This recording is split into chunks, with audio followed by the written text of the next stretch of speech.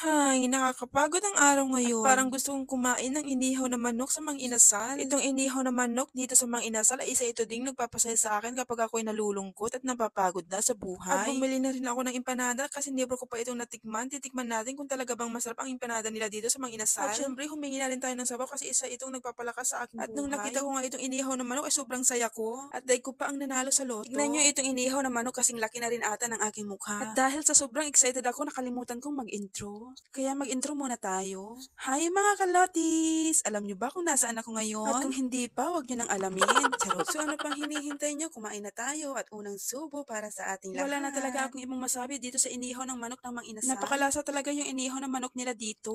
At itong chicken empanada nila ay ang sarap din. At ngayon ko lang ito natikman. Hindi kasi ako mahilig sa empanada. Pero mukhang kahihiligan ko nang kumain ngayon ng empanada sa Mang Inasal. Sarap. Mm.